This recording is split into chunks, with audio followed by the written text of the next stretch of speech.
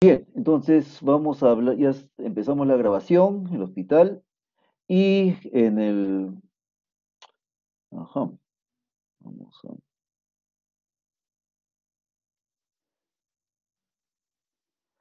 Bien, vamos a hablar acerca de la anatomía relevante. Vamos a revisar someramente la anatomía. Recuerden que tanto mano como cuello son dos de los segmentos donde las relaciones anatómicas y las estructuras que discurren son algo complejas, lo cual dificulta un poco, hace que el entendimiento y la cirugía sea un reto. Vamos a hablar brevemente sobre la radiología básica y eso es algo que vale la pena que tengan en cuenta siempre. Nadie pretende que sean especialistas en radiología musculoesquelética, pero sí nos interesa que aprendan algunos conceptos básicos de radiología.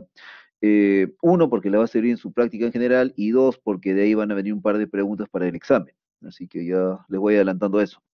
Vamos a hablar acerca de las fracturas de radio distal, la fractura de escafoides y las fracturas de metacarpianos y falanges.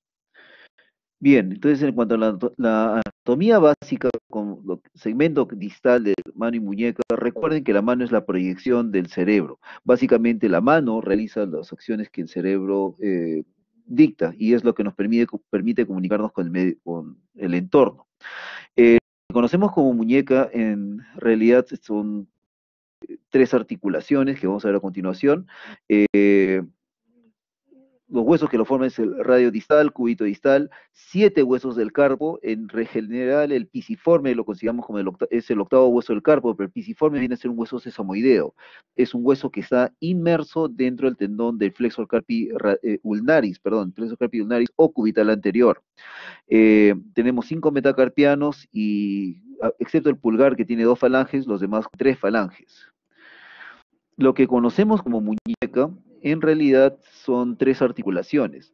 La articulación radiocarpal, que en esencia es la que realiza los movimientos de flexo-extensión, desviación cubital, desviación radial, el movimiento de lanzamiento de dardo, que es el típico. En general, lo que cuando movemos la muñeca, movemos en esa articulación la radiocarpal. Además tenemos la radiocubital distal, que es la que interviene en el movimiento de pronación y supinación. El movimiento de pronación-supinación se realiza a lo largo de todo el antebrazo, pero específicamente en la radiocarpal nos enfocamos para el estudio de la muñeca. Y hay un espacio cúbito-carpal, que es importante tenerlo en cuenta. Si bien es cierto, no es una articulación verdadera como tal, es un espacio donde hay un pequeño fibrocartílago, una estructura muy similar al menisco, que puede ser asiento de lesiones. No la vamos a tocar ahora, pero en sus prácticas la pueden ver. Y como repetimos, el carpo está formado por siete huesos: el escafoides, el semilunar, el piramidal, el pisiforme es el huesecito sesamoideo, el trapecio es importante que recuerden que es la que articula con la base del pulgar, el trapezoide, el hueso grande, que es el que tiene mayor tamaño, y el ganchoso con un pequeño gancho. Cuando vamos más distalmente, es importante tener en cuenta que hay una base que es la estructura osteoarticular. Además de ello, hay musculatura intrínseca a la mano. Esa musculatura está dada por los músculos de la región tenar, hipotenar, los interóseos y además los lumbricales. Hay tendones que vienen de los músculos extrínsecos, que tanto tendones flexores como tendones extensores. Hay estructuras neurovasculares y en la parte tegumentaria, la parte de piel, va tanto en la palma, la piel va adosada, pegada hacia las estructuras profundas, mediante la fascia palmar. En el dorso, la piel es un poco más laxa. Eh, Cuando evaluemos los metacarpianos, es importante tener en cuenta que hay cinco metacarpianos. El primer metacarpiano es el elemento más móvil. Vamos a ver más adelante que gracias a esa movilidad es que lo que nos ha permitido, esa movilidad del primer metacarpiano, en la base del primer metacarpiano, nos ha permitido manipular objetos, y esto, según los biólogos evolucionistas, es lo que ha permitido, uno de los factores que contribuyó muchísimo al desarrollo de nuestro cerebro y a nuestra evolución. Este es un movimiento bastante típico de primates superiores como nosotros. Es importante tener en cuenta que todos los huesos están unidos entre sí por ligamentos. Ligamentos son fibras que conectan huesos entre sí. Hay un componente músculo tendinoso, la musculatura tenar en esta área, tenar, la musculatura interósea, los lumbricales que van, y además de ellos van los tendones por encima. Las articulaciones metacarpofalángicas en general forman lo que llamamos los nudillos. Cuando vemos los metacarpianos, el metacarpiano no es plano. Esta movilidad, esta destreza que tenemos para manipular objetos se da gracias a que tenemos un arco longitudinal, una curvatura longitudinal en la mano, y además hay dos arcos transversos. Eh, este hecho, estos arcos son los que, uno, nos permiten manipular objetos, nos permiten concentrar una mayor fuerza concéntrica, y eso también hace que en el momento de la radiología, una radiografía lateral va a ser difícil ver los huesos por separado. Vamos a ver cuando veamos los conceptos de radiología básica por qué en la mano se piden radiografías oblicuas y no tanto las laterales. En cuanto a las falanges, las consideraciones muy similares a lo de los metacarpianos, excepto que hay que tener en cuenta que ya que las falanges están desprovistas de musculatura, tienden a tener una mayor movilidad y esto hace que las fracturas de las falanges tiendan a ser más inestables, tienen menos soporte de musculatura. Cuentan con ligamentos y tendones, pero básicamente no hay músculos a nivel de la falange. Bien, hablemos de radiología básica. Cuando querramos evaluar a un paciente que tenga una lesión de muñeca, o cuando pidamos una radiografía de muñeca, las vistas clásicas son la radiografía de frente y de perfil. Este es un ejemplo de la imagen. A veces podemos pedir radiografías oblicuas para ciertos casos, y cuando revisamos las fracturas de escafoides, vamos a ver algunas incidencias especiales para escafoides. Sin embargo, vamos a concentrarnos en las radiografías básicas, o primero lo que es normal. En una radiografía póstero-anterior de frente, la radiografía básicamente, la mano se coloca plana sobre el chasis y el rayo viene desde arriba, por eso se llama póstero-anterior. Hay tres parámetros importantes que hay que tener en cuenta. Uno, la inclinación radial. La inclinación radial es de 23 grados. Es el ángulo que forma la superficie articular del radio con una perpendicular al eje. Lógicamente, si hay una fractura y esto puede verse, esta inclinación se va a ver afectada. Entonces es importante tener en cuenta que el valor normal es de 23 grados. Además de ello, el cúbito generalmente está a la misma altura del radio. Puede haber una varianza cubital de 2 milímetros más prominente, en cuyo caso se llama cúbito plus, o hasta 2 milímetros más por debajo, que se llama cúbito minus. Cada una de estas variantes puede estar asociada con algún tipo de patología en general. Y es importante tener en cuenta las líneas de Gilula. A ver. Las líneas de Gilula son las líneas que se trazan tanto en la fila proximal y en la fila distal del carpo. En la fila proximal se traza una línea, en la parte más proximal, en la parte más distal, y en la segunda fila, en la segunda hilera, se traza otra línea. Es importante que esas líneas sean continuas. Cualquier disrupción, cualquier escalón que haya, brusco que haya, cualquier interrupción en esas líneas, nos debe indicar alguna patología, alguna lesión ligamentaria del carpo. En buena cuenta, no necesitamos ser radiólogos, pero sí debemos tener en cuenta cuando veamos una radiografía esos tres parámetros: la inclinación radial, la varianza cubital y las líneas de Gilula. Además, lógicamente, de ver el contorno del hueso. Así que esos son los parámetros que les podemos preguntar en el examen y son los parámetros que deben tener en cuenta para todos, en general, Doctor, para la vida. doctor, ¿Sí? ¿qué es la inclinación Sí. radial 23 grados? La inclinación radial de 23 grados, en condiciones normales, la inclinación radial, le voy a poner, esta inclinación radial es de 23 grados. Este es el ángulo que se forma desde la superficie articular del radio con una perpendicular al eje. Este ángulo de acá es 23 grados. ¿De acuerdo? ¿Qué indicaría la inclinación radial? Esa inclinación radial es lo que es el ángulo normal que se forma. A veces, en caso de algunas fracturas, como vamos a ver dentro de unos momentos, este ángulo colapsa. Entonces, cuando hacen la medición, ya no va a ser 23, sino va a ser 15, o puede ser 5, o puede ser 0. Y eso nos va a decir que puede haber habido, en el contexto de una fractura nos va a decir si es que está en una posición adecuada o no. Hay algunas patologías congénitas en las cuales hay una detención del crecimiento y bueno, en este caso, enfermedad de Madelung específicamente, quizás lo puedan ver en sus prácticas alguna vez, pero algunas veces la parte intermedia de la muñeca hay un cierre precoz del cartílago de crecimiento y por lo tanto ese ángulo va a estar mucho más pronunciado. Así que la respuesta es que esa inclinación radial nos sirve para evaluar, en condiciones normales es de 23 grados, puede estar más pronunciada en caso de traumas, secuelas traumáticas o problemas de desarrollo, puede estar disminuido en otros problemas congénitos, pero sobre todo en caso de fracturas. En caso de fracturas típicamente eso está disminuido. Y es importante medirlo porque se hace ello, muchas veces decidimos operar o no operar, decidimos si una fractura está en una posición adecuada o no. ¿Contesta eso tu pregunta?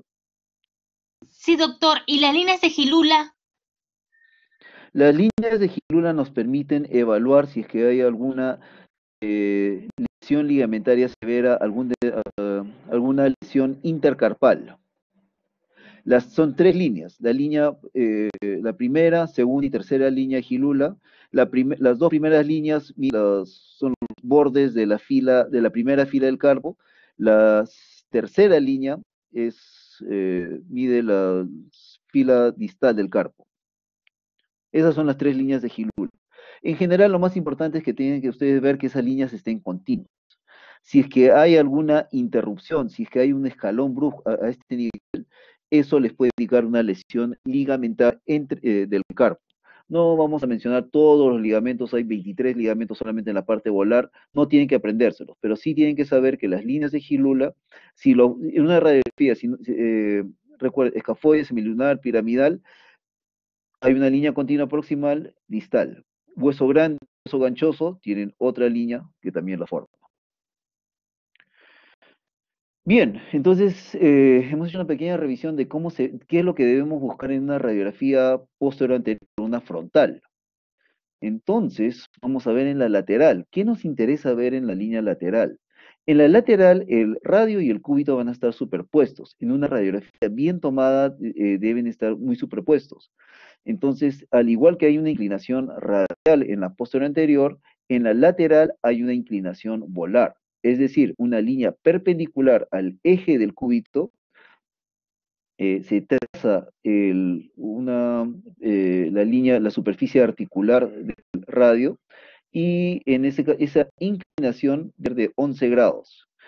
Generalmente, cuando hay una fractura, la gran mayoría de las fracturas de radio se desplazan en sentido dorsal, y ya no va a haber una inclinación volar del radio, sino va a haber una inclinación dorsal, puede estar en neutro o en inclinación dorsal. Eso va a ser un parámetro puede ser un parámetro para decidir si es aceptable o no la reducción, si va a requerir o no cirugía. Y lo otro que debemos evaluar en una radiografía lateral es que la superficie articular del radio debe estar en línea con el hueso semilunar, y el hueso semilunar debe estar en línea con el hueso grande, y el hueso grande debe estar en línea con el tercer metacarpiano. Debe formar un eje.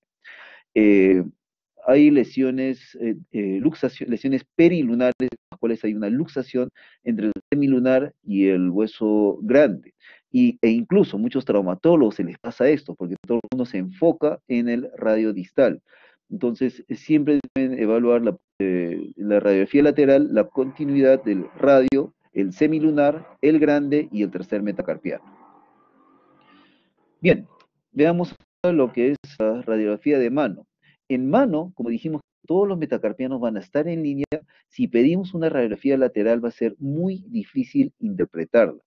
Así que cuando tenemos alguna duda de una lesión en mano, pedimos una frente y una oblicua. Sin embargo, si vamos más allá y sospechamos alguna lesión en la mano, es mejor pedir una radiografía específica del dedo que creemos que está lesionado por el examen clínico y por la anamnesis, y centrada sea en la articulación, en la falange proximal, en la falange media, en la articulación interfalángica y proximal, etc.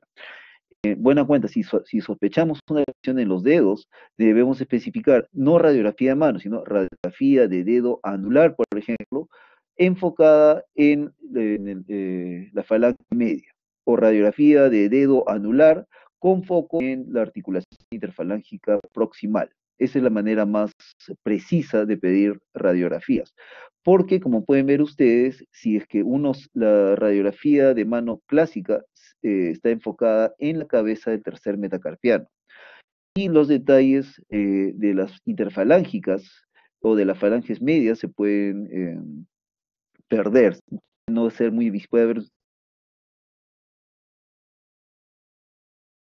superposición y eso no lo da.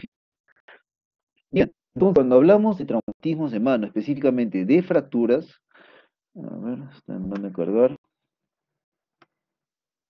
Las fracturas en la mano pueden ser frecuentes. ¿Por qué? Porque las manos las usamos para todo, están expuestas para una serie de actividades.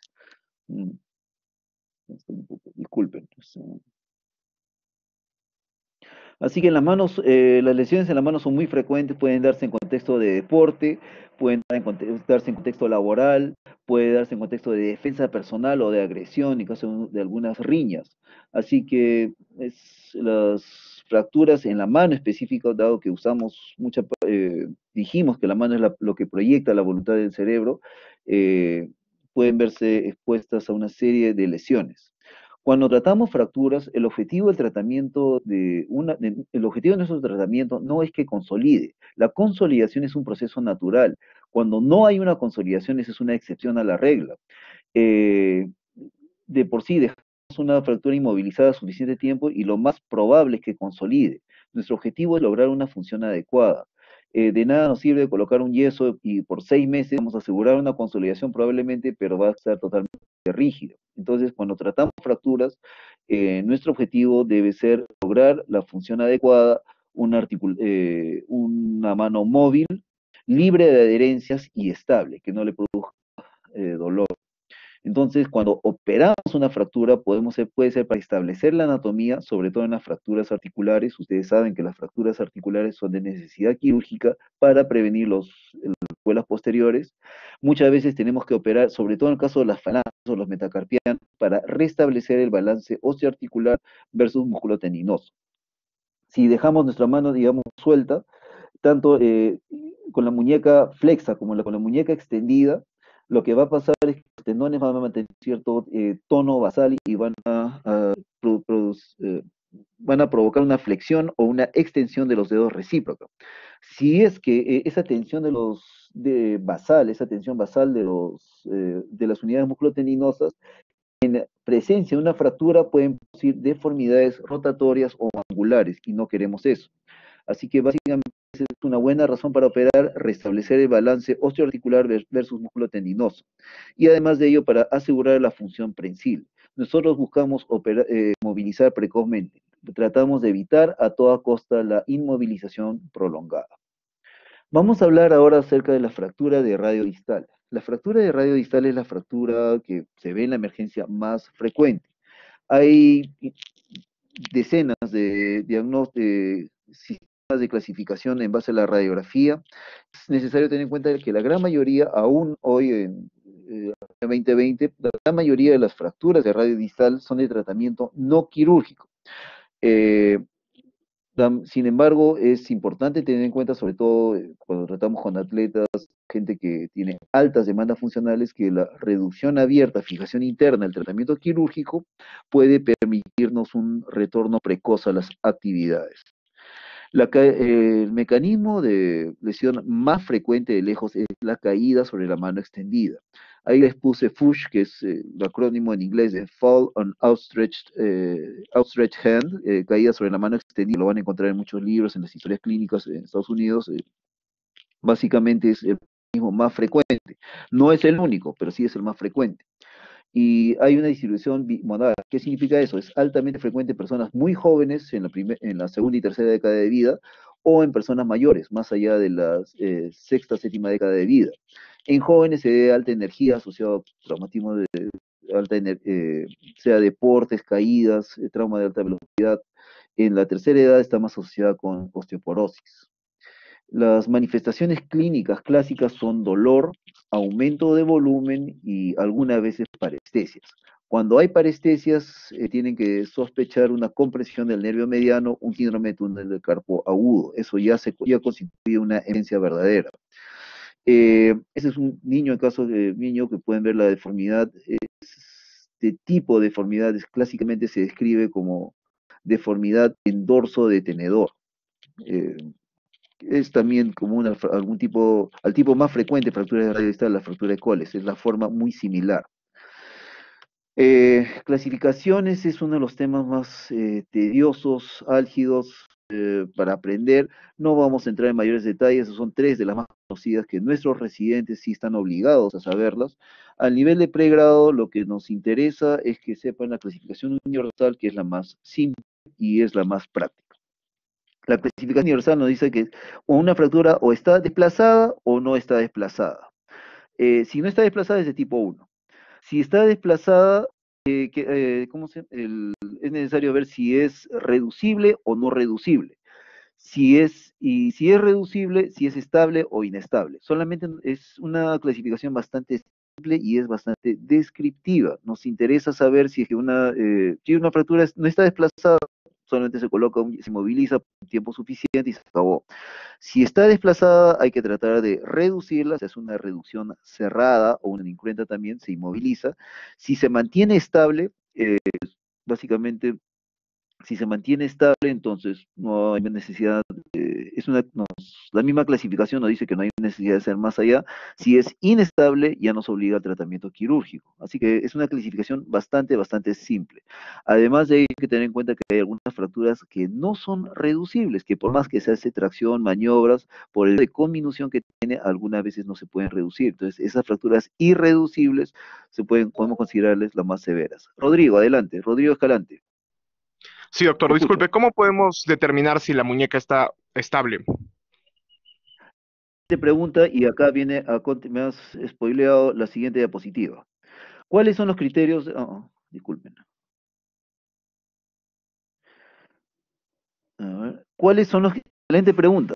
Y ahí viene la siguiente diapositiva. ¿Cuáles son los criterios de estabilidad? Dijimos que normalmente en la radiografía lateral la inclinación volar debe ser de 10 grados. En este caso es una fractura de radio distal, no es la fractura más común, pero cuando la inclinación dorsal, ya no hay una inclinación volar, sino la inclinación dorsal es más de 20 grados, eso lo consideramos inestable. Además de ello, cuando hay un alto grado de conminución, hay múltiples fragmentos, eso también es un criterio de estabilidad. Cuando hay compromiso de la superficie articular, eso también es una fractura inestable. Cuando más de ello hay una fractura asociada tanto o de la base del cúbito, o peor aún, una fractura metafisiaria en el cúbito, eso es otro de los criterios de estabilidad. Y además de ello, el acortamiento radial, que acá sí lo pueden ver, que normalmente dijimos que el radio debe estar a la misma altura, con más o menos 2 milímetros. Cuando hay más de 5 milímetros de acortamiento, ese es el quinto criterio de inestabilidad. Esos son los criterios no de decir estabilidad, perdón, error mío, esos criterios de inestabilidad. Esos 5 criterios son los que nos van a determinar si una fractura es inestable o si es estable o inestable. Y eso sí bueno, es algo que pueden tener en cuenta a grandes rasgos, pero para el examen sí es, eh, recuérdenlo para con fines del examen, que es algo que en traumatología siempre nos gusta preguntar. Bien, ¿qué hacemos entonces con las fracturas no desplazadas? Aquellas fracturas no desplazadas son esencialmente estables.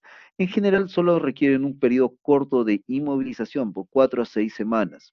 Es importante y es una verdadera lástima que en esta época sea extremadamente difícil enseñarles a colocar férulas o yeso por vía de manera no presencial, pero es importante al inmovilizar preservar la movilidad. Las articulaciones metacarpofalángicas deben estar libres.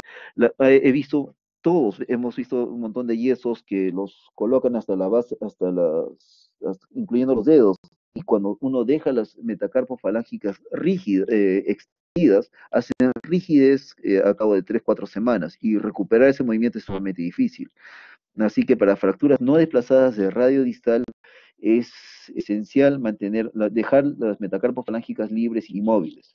Es importante dejar el pulgar además libre, el yeso no tiene por qué atrapar y juntar el codo en aducción. Recuerden que la posición fisiológica es en abducción y opuencia, de manera que uno pueda sujetar un vaso con comodidad.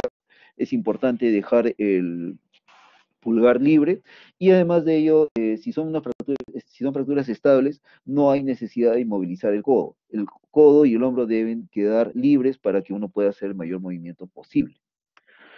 Vamos a hablar un poco de los epónimos. Si bien es cierto, los epónimos no nos interesa, no es tan importante, no es crítico aprender todos los nombres. En este caso sí, la fractura de Coles, recuerden lo que es algo que van a ver en cualquier ortopediatría, lo van a ver en casi cualquier especialidad.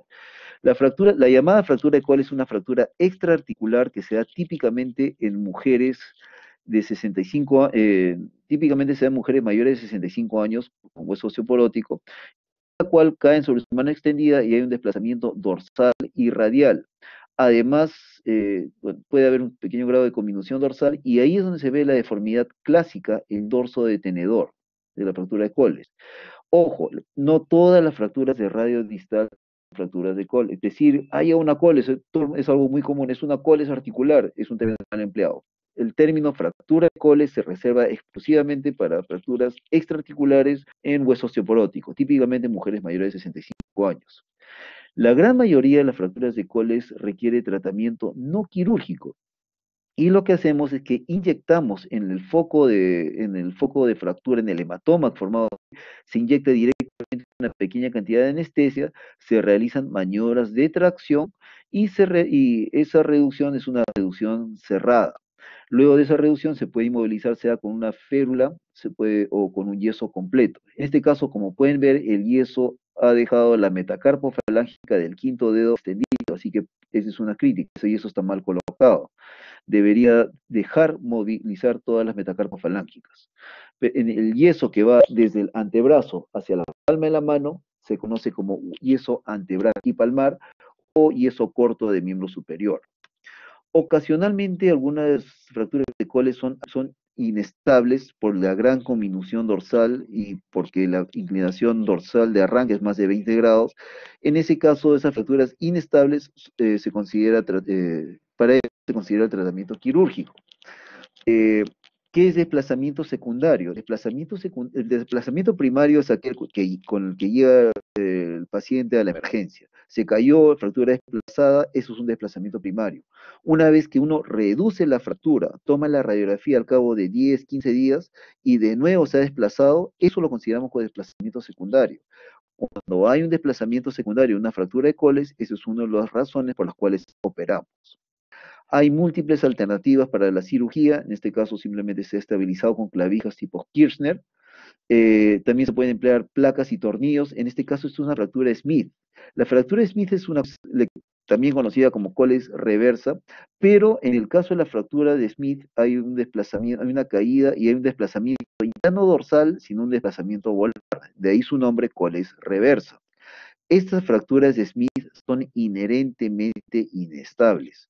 Debido a que la cortical volar necesita un mayor apoyo y la fractura de Smith, esa cortical volar está comprometida, esa fractura no le reduce y le coloca un yeso, tiende a desplazarse. Así que esas fracturas de Smith son, a no ser que haya una contraindicación quirúrgica específica por el estado general del paciente, esas fracturas son de necesidad quirúrgica. Y como pueden ver, esa es la técnica de colocar placas y tornillos para estabilizar las fracturas. ¿Cuáles otras fracturas consideramos necesarias operar? Las fracturas articulares. Ya dijimos, las fracturas articulares son inherentemente inestables y por lo tanto de necesidad quirúrgica. Es importante lograr una reducción anatómica de la superficie articular. Es un paciente nuestro, de hecho un estudiante de medicina, que tuvo una fractura, esa es su tomografía, que pueden ver una fractura con una gran impacción central, desplazamiento, y bueno, es necesario restablecer la superficie articular para evitar cambios degenerativos posteriores. Esta reducción es difícil si hay mucha conminución. El desnivel máximo aceptado, o sea, el escalón máximo permitido es de perdón, de 2 milímetros, y algunas veces hay una brecha, que es simplemente porque se ha impactado tanto que va a quedar una brecha ahí. La brecha máxima es de 5 milímetros. Algunas veces, debido al grado de compactación después de una fractura, y una vez que uno hace la reducción, queda un defecto ahí que puede haber necesidad de rellenar con injerto de hueso, sea injerto autólogo o de banco de huesos. La complicación más frecuente de la fractura de radio distal es la malunión. Ojo, es importante que recuerden eso. La malunión es la complicación frecuente. Es extremadamente difícil que haya una no unión o pseudoartrosis de radio distal. No es imposible, ocasionalmente se ve, pero es muchísimo más frecuente la malunión. En escafoides es al revés. La pseudoartrosis o no unión es mucho más frecuente. Eh, Eso recuérdenlo siempre, por favor. Otro problema que se ve con cierta frecuencia es la inestabilidad o los problemas de la articulación radiocubital distal. Recuerden que dijimos que esa es la parte donde hay cierto movimiento, cierta unión. Entonces, algunas veces el radio, como en este caso que es un poco más corto, el cúbito distal choca contra el carpo, o algunas veces simplemente está demasiado suelto. Entonces va a haber un cierto juego, sobre todo al momento de hacer movimientos de torsión, al momento de cargar peso, va a haber una inestabilidad radiocubital distal, que es otra de las complicaciones posibles. Recuerden que por delante de la muñeca existe una zona que se llama el túnel del carpo, por ahí pasa el nervio mediano, y en aquellas fracturas con mal unión o simplemente por la presencia de callo, algunas veces por la compresión del nervio mediano. Entonces, el síndrome de túnel del carpo es una complicación conocida de las fracturas de radio distal. Artrosis puede haber secundaria a cualquier fractura articular, y la misma formación de callo puede producir irritación o ruptura tendinosa. Es más frecuente la irritación tendinosa de los tendones extensores que de los flexores, pero pueden haber ambos casos. Así que esas son las complicaciones más frecuentes de las fracturas de radio distal. Bien, pasemos ahora al huesos del carpo. ¿Cualquier del carpo puede fracturarse? Sí. Sin embargo, de lejos, el hueso carpal que se fractura con mayor frecuencia es el escafoides. El hueso carpal de mayor tamaño es el hueso grande, de ahí su nombre, el capitato. Pero el hueso que se fractura con mayor frecuencia por la anatomía, por su circulación, por su forma, etcétera, es el escafoides. Así que sí tienen que aprender eso y recordar. Eh, una de las razones por las cuales las fracturas de escafoides son tan difíciles de tratar es porque la irrigación es algo precaria.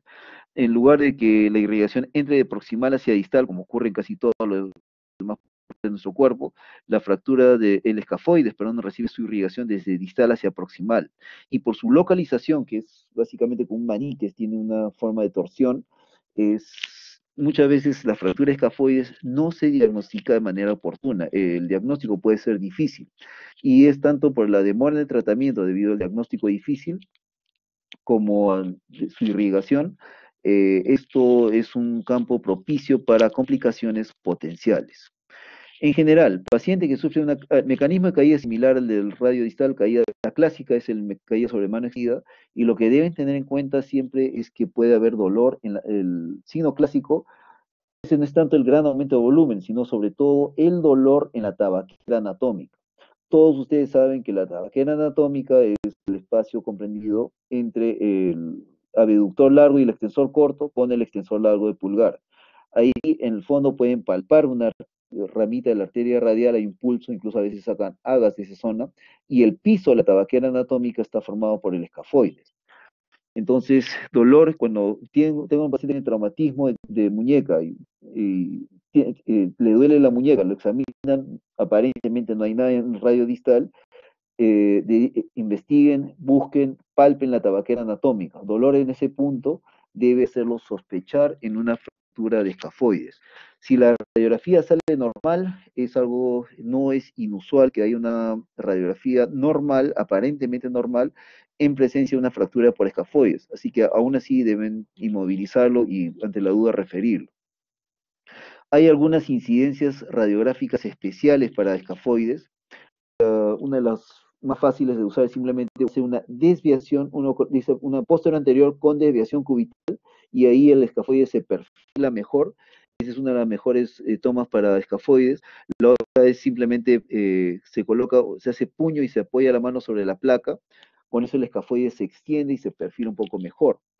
Eh, en caso de dudas diagnósticas, la resonancia es un examen muy sensible. La tomografía la empleamos específicamente para ver la morfología, la forma exacta del escafoides al momento de operar. Ahí pueden ver, por ejemplo, una radiografía póstero anterior normal y esta es una radiografía póstero anterior con desvío cubital. Y como pueden ver, el escafoide se perfila mejor. Acá el escafoide está un poco flexo. Al momento de perfilarse mejor el escafoide, se puede delimitar mejor el trazo de fractura. Esto, si quieren acordarse la mejor incidencia para escafoides, simplemente desvíenlo hacia el sentido radial.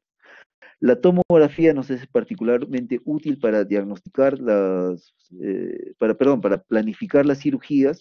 La resonancia no es tan útil para planificar cirugías, sin embargo es bastante sensible. Entonces, si es que uno tiene una duda, mejor que pedir una tomografía es pedir una resonancia magnética. Si uno quiere planificar cirugía, es mejor una tomografía antes que una resonancia magnética. Esa diferencia ténganla en cuenta, por favor. ¿Cuál es el tratamiento? Para las fracturas no desplazadas, la inmovilización puede ser adecuada. Sin embargo, dada la circulación precaria del escafoides, la inmovilización es por largo tiempo. Estamos hablando de fracturas del polo distal, que está bien irrigado a promedio de 8 a 10 semanas, en un yeso que también comprende el pulgar, porque lógica para evitar el movimiento a ese nivel. Fracturas de tercio medio, estamos hablando de 10 a 12 semanas. Y para fracturas de polo proximal, esas fracturas demoran mucho más en consolidar, hasta 4 meses, 16 semanas. Nuestro objetivo es darle movimiento, es que se recupere. Entonces, algunas veces, sobre todo en pacientes jóvenes con mayores demandas funcionales, puede ser más conveniente una cirugía mínimamente invasiva, lo que llamamos una fijación percutánea bajo guía fluoroscópica. Básicamente, en las fracturas,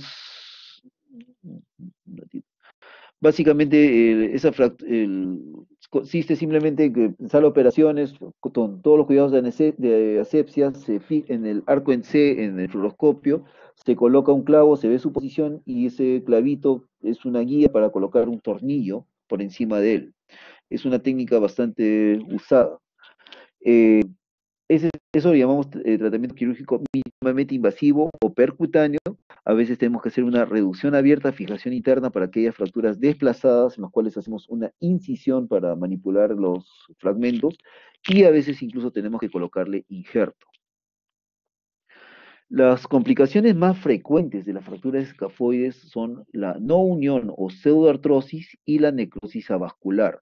Estas dos complicaciones son siempre piensen en esto como un paralelo con las fracturas de cabeza de fémur.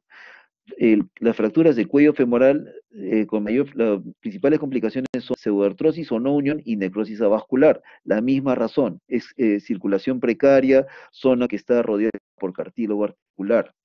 Algunas veces pueden consolidar, pero en una posición rotada hacen mal unión. Artrosis es frecuente y la rigidez, de hecho, por la inmovilización prolongada, es una de las complicaciones más frecuentes. Pero cuando hablemos de escafoides, piensen en las complicaciones de escafoides son las mismas que las fracturas de cuello de fémur. Son no unión y necrosis avascular. Mismas razones. Bien. Entonces, vamos a lo que es ya la mano de por sí, y es algo cansado y tedioso, no vamos a hablar sobre cada falange por falange, pero sí es importante tener en cuenta que las falanges metacarpianos son huesos largos. Al ser huesos largos tienen una epífisis proximal, una diáfisis, una epífisis distal, una región metafisiaria entre ellos. Estos huesos están unidos entre sí por ligamentos y hay una serie de tendones flexores y extensores que pasan en cercana proximidad a ellos. Entonces, cuando uno es importante ver los huesos largos que los tendones, la tracción simple de los tendones puede producir deformidad. Y muchas veces son deformidades que no se llegan a ver en la radiografía. ¿Por qué? Porque la radiografía es una imagen bidimensional, es simplemente una sombra. Entonces, muchas veces el grado de rotación no se aprecia de manera adecuada, sino que se debe evaluar en forma clínica. Cuando hablamos de fracturas de metacarpianos, es importante hablar de la longitud. Si se acorta mucho un metacarpiano, los tendones no van a tener suficiente tensión, van a quedar un poco laxos, un poco sueltos, y va a haber una falta de extensión activa. Extensor lag le dicen en inglés, falta de extensión activa en español. Además de ello, sobre todo en fracturas espiroideas o fracturas oblicuas, ese hueso al colapsar, al seguir el trazo de fractura, va a rotarse. Entonces, la rotación puede ser uno de los factores a tener en cuenta. En cuanto a las fracturas epifisiarias, van a ser las mismas consideraciones que cualquier hueso largo. Uno, hay grados de angulación que se permiten en los metacarpianos, pero en general, cuando compromete la articulación, cualquier fractura articular tiende a ser de naturaleza quirúrgica, porque no queremos ningún desnivel, ninguna brecha en la zona articular. Además de ello, algunas veces hay inserciones ligamentarias que es necesario preservar. Entonces, esa es otra razón por la cual a veces operamos a grandes rasgos las fracturas de metacarpianos. Las fracturas de falange tienen consideraciones similares, sin embargo, al tener menos cubierta, porque no están sueltos los dedos, no tienen una cubierta de partes blandas, no tienen musculatura, tienden más a desplazarse por su relación cercana con los tendones flexores o extensores. Y bueno, ahí viene, es importante observar las deformidades en los tres planos. Cuando pedimos radiografías es necesario pedir radiografías frontal y oblicua. Fracturas de las regiones metafisiarias la gran mayoría son susceptibles de tratamiento con reducción cerrada y protección con férula o con dedos. Pero hay algunas fracturas que son interesantes. Acá, por ejemplo, hacia mitad de la noche uno está de guardia y el residente le dice, doctor, ha llegado esta fractura y pum, nos manda esta radiografía, ahí parece bastante decente, alineado. Sin embargo, cuando uno le dice, dile al paciente que flexione el dedo, incluso le puede poner un poquito de anestesia en esta área para que pueda hacer movimiento sin dolor, uno observa eso. Las fracturas diafisiarias, oblicuas o espiroideas tienden a rotar con mucha facilidad y esa rotación es difícil apreciar o no se aprecia en una radiografía simple. Entonces, este es uno de los casos en los cuales es indispensable examinar al paciente. Existen mil chistes, mil memes acerca de que los traumatólogos no examinan al paciente, solamente ven la radiografía y operan. Este es uno de los casos en los cuales eso no se puede cumplir. Es una fractura de falange o de metacarpiano, indispensable examinar al paciente, mirarlo, e incluso uno lo mira y le pide que flexione los dedos y que abra, flexione, extienda para ver algún grado de deformación. Una regla práctica, cuando evalúen un paciente, los dedos no flexionan de manera recta. Todos los dedos tienden a converger a este punto, ustedes se lo pueden tocar en la base del pulgar. Esta bolita, prominencia ósea, es la tuberosidad, es el polo anterior del escafoides. El escafoides básicamente viene oblicuo en esta dirección. Esta bolita es la tuberosidad del escafoides. Todos los dedos al flexionar deben apuntar hacia la tuberosidad del escafoides. Cualquier alteración rotatoria significa que está desplazado. En el caso de una fractura que puede haber desplazamiento, así no se aprecia en la radiografía bien, y es necesario, eso obviamente va a ser de necesidad quirúrgica. Si se deja tal cual, va a ser sumamente incómodo manipular objetos, acariciar, trabajar en la computadora, etcétera. Así que esa es una de las razones importantes por las cuales algunas fracturas son de necesidad quirúrgica. Las fracturas epifisiarias, en el caso de las epífisis, las fracturas articulares es necesario operarlas, mismas consideraciones de siempre. Las fracturas diafisiarias, vamos a insistir con ello. Las rafias son imágenes bidimensionales, es necesario apreciar la rotación al momento del examen. Y acá pueden ver, al momento de flexionar todos los dedos, convergen hacia la tuberosidad del escafoides. Cuando hay una fractura, puede haber una mala rotación. Y en ese caso el tratamiento es reducción abierta, fijación interna. Específicamente, en el caso de los metacarpianos, el metacarpiano de pulgar es importante tener en cuenta que el primer metacarpiano, la base de pulgar, es el elemento más móvil que hay. Entonces, en la base del pulgar hay un ligamento o oblicuo, que es el que básicamente sobre el cual se realiza toda la maniobra de movimiento de oponencia, es el más importante. Y algunas veces cuando uno sufre en arte marcial es una torsión, una vez carga un peso muy brusco y hay, básicamente el peso, la fuerza vence la resistencia mecánica del hueso, pero una fractura. Esta es la luxofractura de Bennett. Hay un pequeño fragmento articular molar que está insertado con el ligamento y todo el resto del metacarpiano se luxa, pierde contacto con la superficie articular y se luxa en sentido dorsal. Esto se ve facilitado por la tracción del aductor del pulgar y del abductor largo del pulgar que se inserta en la base del primer metacarpiano. Entonces va a haber una luxación posterior. Estas luxofracturas de Bennett es importante reconocerlas y es importante oportunamente el tratamiento en este caso es quirúrgico, porque si no el pulgar va a quedar en aducción y va a ser bastante limitante. Uno no va a poder sujetar cosas. Bien, hasta ahí hemos revisado a grandes rasgos lo que son las fracturas de radiodistal, escafoides, falanges y metacarpianos. Ahí, vamos, ya que nos quedan algunos minutos, vamos a hablar bonus track. Hay algunas, ya que es parte de nuestra naturaleza, el puño. Hay lesiones, dos tipos de lesiones clásicas por golpe de puño, por puñetazos, herida por mordedura humana y fractura de boxeador. ¿Y por qué es importante entender esto? Porque de todos los homínidos, de todos los primates, los humanos somos los únicos que somos capaces de hacer puño. Es algo tan engranado en la esencia de nuestra ser que incluso sin el objeto de involucrarnos en violencia física, cuando estamos enojados o queremos hacer énfasis en un punto, cerramos involuntariamente el puño. Ningún otro homínido, ningún primate puede hacer esto. Los gorilas tienen los dedos demasiado largos, el pulgar un poco más corto, la capacidad de cerrar los dedos y dar un soporte adecuado con el pulgar es una característica netamente humana. Cuando hacemos un puño, básicamente el primer y segundo metacarpiano, que están en línea con el radio y por lo tanto transmiten de manera más eficiente la energía, pueden ser soportados por una musculatura tenar adecuada. Y el pulgar sostiene, básicamente de forma como un sostén para mejorar aún más, para resistir la energía transmitida.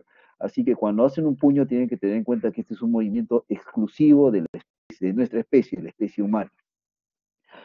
Así que cuando hablamos de lesiones por puño, la clásica es la herida por mordedura humana. Y esto no es la mordedura que alguien a propósito trata de morder a otra persona. Se trata clásicamente de aplicar un puñete mal dado, uno hace contacto generalmente con los incisivos y produce una solución de continuidad, una herida en la piel. Sin embargo, muchas veces eso no queda en la piel. Muchas veces la lesión atraviesa la piel, atraviesa la grasa del tejido celular subcutáneo, atraviesa el tendón extensor que está en cercana proximidad, puede incluso lesionar la cápsula, hacer una laceración en la cápsula y llegar hasta la articulación. Estas son lesiones potencialmente devastadoras. ¿Por qué? Porque nuestra dieta omnívora hace que nuestra flora, la flora microbiana, nuestra microbiota oral, sea sumamente variada y agresiva. Peor aún, en las últimas décadas comemos comida chatarra, comemos basura, dieta alta en carbohidratos procesados y eso ha afectado nuestra microbiota. Tenemos una serie de gérmenes, sobre todo anaerobios, tenemos estreptococos, anaerobios, enterococos e Eikenella coronis, que son bastante comunes. Recuerden estos microorganismos que es importante tenerlos en cuenta, son clásicos de la flora humana, diferentes de la mordedura de perro, de gato, etcétera. Estos son los que predominan en la boca humana. Así que la inoculación de gérmenes anaerobios en un espacio cerrado ya se pueden imaginar que puede traer consecuencias devastadoras. En general, cuando uno da un puñete, bueno, puede atravesar tranquilamente todos los planos e incluso hacer una muestra fractura en la cabeza del metacarpiano.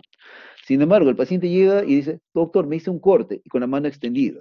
Al llegar con la mano extendida, básicamente la piel va a correr proximalmente, uno va a ver un tendón relativamente sano, porque la lesión del tendón está más proximal, y ni hablar, pues la cápsula ni la articulación no se ve nada. Entonces es importante al momento del examen, cuando uno sospecha una lesión de este tipo, uno preguntarle directamente y examinar al paciente tanto con la mano extendida como haciendo puño. El tratamiento cuando viene paciente definitivamente no está totalmente contraindicado ponerle un par de puntitos y mandarlo a su casa. Eso se debe lavar de manera exhaustiva, lavar, lavar, lavar. Incluso uno puede ampliar un poquito la incisión, irrigar, no cerrar de primer momento. Lo último que uno quiere es darle un medio anaerobio a esos gérmenes inoculados, iniciar antibióticos de amplio espectro. Típicamente una aminopenicilina con un inhibidor de la beta-lactamasa. Penicilina, ampicilina más ácido clavulánico, amoxicilina más sulbactam, etcétera, de varias combinaciones, pero es importante tener en cuenta estos tratamiento antibiótico agresivo y precoz, porque las consecuencias pueden ser devastadoras. Bien. La segunda lesión asociada al golpe por puño es la mal llamada fractura de boxeador. ¿Por qué mal llamada? Porque ya dijimos que la manera, el puño, cuando uno hace puño y uno golpea, el segundo y el tercer metacarpiano son los que transmiten la fuerza de manera más eficiente, más directa, porque están en línea con el eje del radio.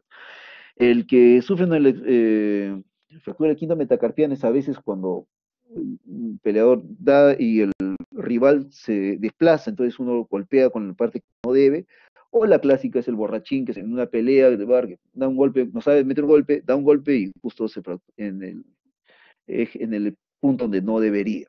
Entonces la fractura del quinto metacarpiano es una fractura por flexión del cuello del quinto metacarpiano, por impacto directo. Es una fractura que en general, dado que el quinto metacarpiano tiene bastante movimiento en la base, tolera hasta, algunos dicen hasta 40 grados de flexión sin mayor problema. El tratamiento es la reducción cerrada con una maniobra de Haas, básicamente es flexión del dedo, se hace presión sobre la cabeza de la falange proximal, que sirve como un ariete, empuja la cabeza del metacarpiano en extensión y básicamente coloca una canaleta cubital, una férula, y con eso es suficiente tratamiento. Algunas veces cuando hay demasiado desplazamiento, puede emplearse el tratamiento quirúrgico. Eh, bueno, como que dato interesante, justo la semana pasada salió en el Journal of Hand Surgery que básicamente un grupo publicó que bastaba ponerle, juntar los dedos, empezar movimiento precoz y ni siquiera era necesario ponerle la férula. Sin embargo, el tratamiento, el estándar de cuidado hoy en día sigue siendo la reducción cerrada y básicamente la inmovilización por poco tiempo, 3 semanas. El tratamiento quirúrgico está reservado para aquellos casos demasiado inestables. Bien, entonces, en resumen, para tratar de entender las fracturas de muñeca y de mano, es indispensable un conocimiento básico de la anatomía y de la radiología. No es necesario ser expertos, pero sí un conocimiento básico. Fracturas de radio distal, en cuenta que la mayoría de las fracturas son estables y requieren tratamiento no quirúrgico. Para aquellas fracturas inestables del arranque o aquellas fracturas que nos parecían estables pero que sufren desplazamiento secundario, son tributarios de tratamiento quirúrgico. Las fracturas de escafoides son de difícil manejo, tienen un alto potencial de complicaciones, son de difícil diagnóstico y de difícil manejo.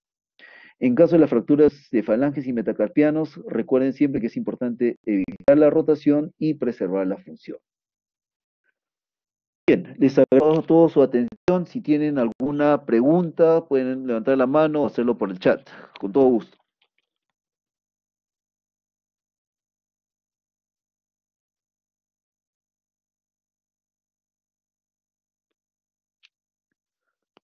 Ajá, todos entendidos. ¿Están listos para el examen entonces? Sí, puedo hacer A ver, don Nicky, le escucho.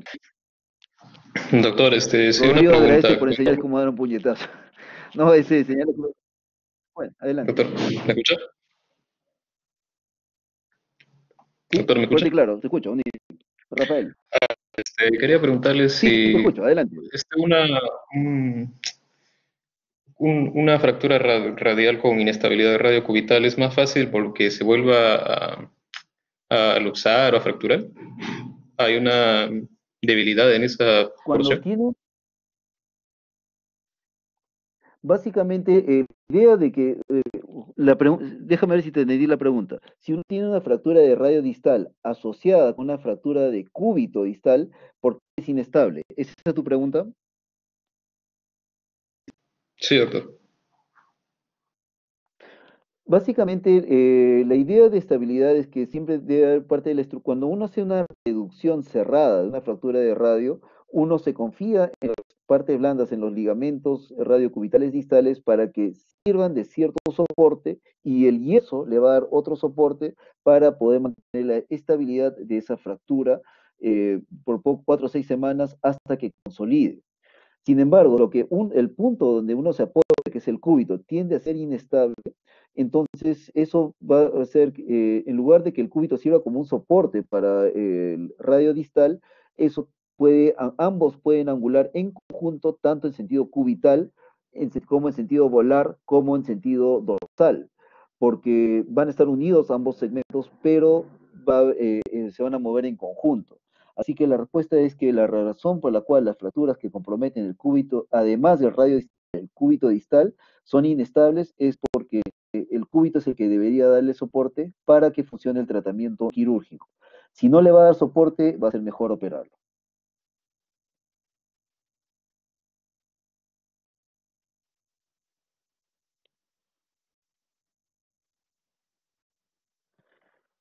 Bien, el objetivo del examen no es buscar jalar gente ni atormentarlos ni nada de eso. El objetivo del examen es Doctor, básicamente estar seguros. doctor, Adelante, adelante.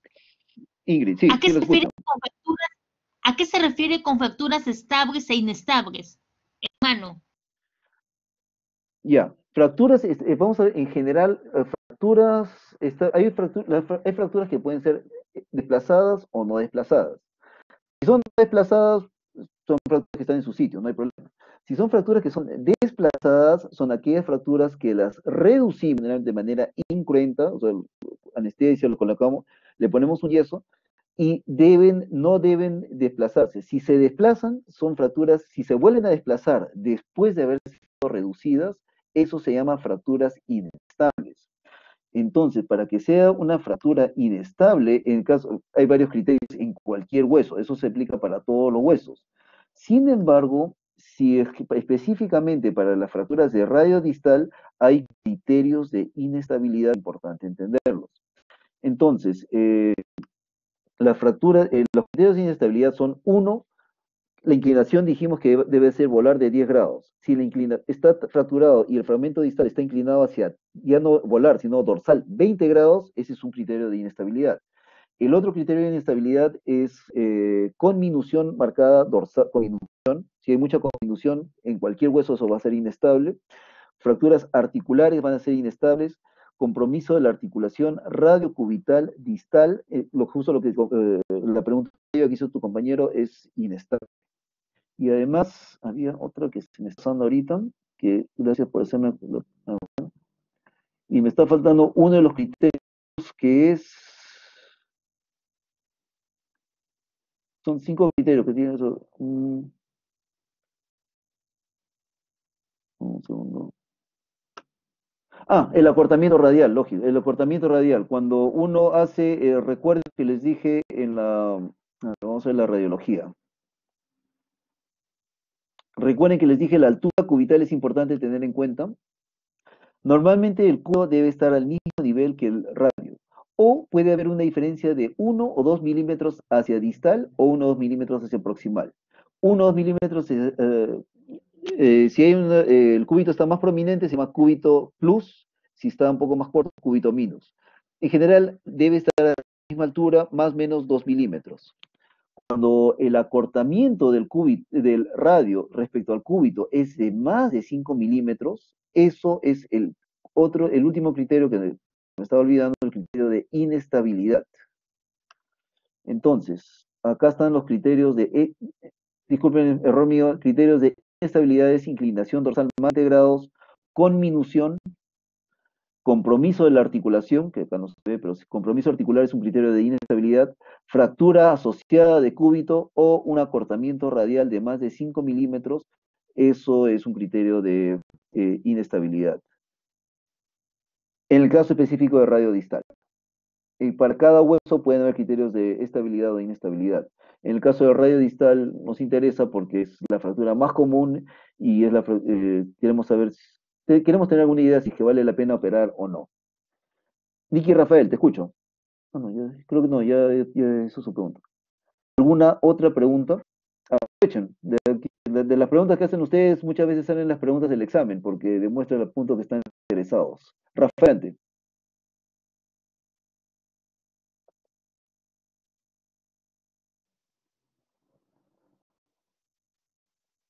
adelante, Rafael, te escucho.